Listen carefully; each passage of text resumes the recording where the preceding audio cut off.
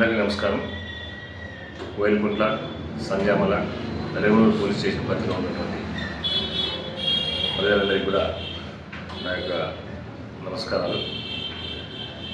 ఈ మధ్యలో cyber crime గురించి ప్రజలు ప్రతిసారి చెప్తున్నా ప్రభుత్వం కూడా కాలర్ ట్యూన్ పెట్టి ఎవరు కూడా కొత్త వ్యక్తులు మాట్లాడినప్పుడు జాగ్రత్తగా ఉండండి, మీ సమాచారం ఎలాంటి సమాచారం కూడా ఇవ్వద్దని పదే పదే చెప్తున్నా కూడా మళ్ళీ ప్రజలు వారి మాటలనే నమ్మి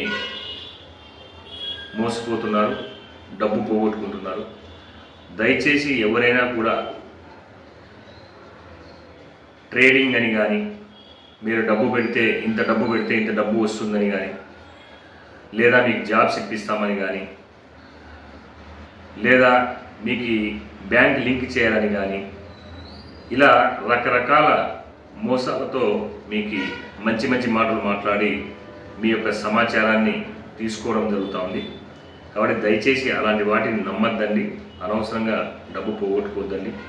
ఒకవేళ అలాంటిది ఏదన్నా ఉంటే, పొరపాటున ఎక్కడన్నా ఏదన్నా సమాచారం ఇచ్చినట్లయితే ఇమ్మీడియట్గా 1930కి కాల్ చేసి మీ యొక్క సమాచారాన్ని తెలిపినట్లయితే వెంటనే ఆ డబ్బు పోకోకుండా నిలబెట్టడం జరుగుతుంది.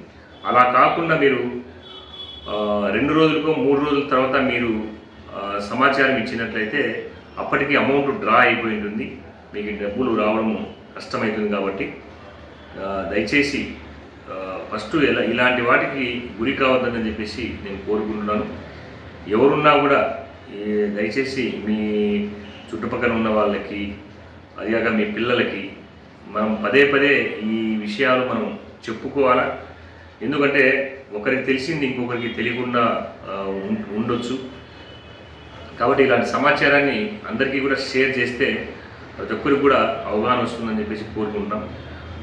పోలీస్ వ్యవస్థలో ప్రతిరోజు గ్రామంలో ఎక్కడో చోట మీటింగ్లు పెట్టి చెప్తున్నా కూడా ఇంకా ఎక్కడో చోట మోసపోవడం జరుగుతుంది. ఎవ్రీడే కోయిల్కొండ సర్కిల్లో ఎక్కడో చోట కానీ కనీసం ఒక కంప్లైంట్ సైబర్ నేరాలలో ఇబ్బంది పడుతున్నారని చెప్పేసి కంప్లైంట్స్ వస్తున్నాయి. కాబట్టి దయచేసి అందరూ కూడా గమనిస్తారని చెప్పేసి కోరుకుంటున్నాను. అదేవిధంగా ప్రమాదాలు కూడా ఈ మధ్యలో కోయిల్కొంట్ల, ఈ సంజామల తాగి వాహనాలు తోలడం, అదేవిధంగా హెల్మెట్లు ధరించకుండా వాహనాలు ధరించడం, ఏమైనా వాళ్ళని నిలబెట్టి రికార్డ్స్ కానీ, లేదంటే ఎందుకు హెల్మెట్ వేసుకోవాలంటే మేము రైతులు అని చెప్పేసి చెప్పడం.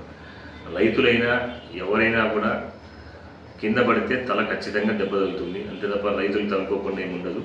కాబట్టి దయచేసి 500 రూపాయలు హెల్మెట్ కోసము అనవసరంగా 1035 రూపాయలు ఫైన్ కట్టాల్సి వస్తుంది. ఆ ఫైన్ కట్టేది ఒక పక్కన అయితే, ఒకసారి ప్రమాదానికి గురైతే మీరు గమనించండి, ఒక కుటుంబంలో ఒక వ్యక్తి వెళ్ళిపోతే, ఒక సంపాదించేటువంటి వ్యక్తి తర్వాత ఆ కుటుంబము బజార్ను పడుతుంది, వాళ్ళ యొక్క అభివృద్ధి కూడా డెవలప్ కాదని చెప్పేసి కోరుకుంటున్నాం. కాబట్టి ఎటువంటి పరిస్థితుల్లో తాగి వాహనాలు నడపకూడదు. అదేవిధంగా హెల్మెట్లు ఖచ్చితంగా ధరించాలని చెప్పేసి విన్నవించుకుంటున్నాం. Thank you. రోడ్డు ప్రమాదాలు ఎక్కువ కావడానికి ప్రధాన కారణము తాగి వాహనాలు నడపడం, అదేవిధంగా హెల్మెట్ లేకుండా ఉండడం.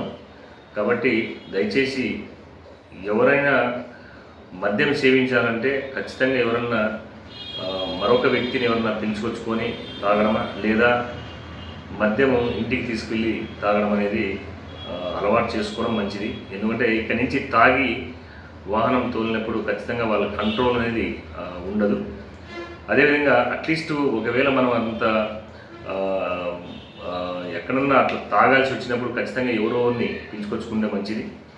ఇంక ఇది కాకుండా హెల్మెట్ లేకపోవడము, మనం ఎదుట వ్యక్తి వచ్చేటువంటి వ్యక్తి ఎవరైతే ఉన్నారో మనకి వాళ్ళకి డ్రైవింగ్ లైసెన్స్ లేకపోవడము, అదేవిధంగా ర్యాష్ డ్రైవింగ్ ఉండే వాళ్ళు ఉంటారు. ఆ ర్యాష్ డ్రైవింగ్ ఉన్నప్పుడు అన్కంట్రోల్డ్ అవుతుంది. కాబట్టి అలాంటి వ్యక్తులకు కూడా మనం దూరంగా ఉండాల్సి వస్తుంది. కాబట్టి హెల్మెట్ ధరిస్తే అలాంటి ఏదైనా ప్రమాదం జరిగినా అది చిన్న ప్రమాదంతోనే పోతుంది. కాబట్టి ఖచ్చితంగా ఈ హెల్మెట్ ధరిస్తారని చెప్పేసి ఆశిస్తున్నాను. Thank you. ఓకే.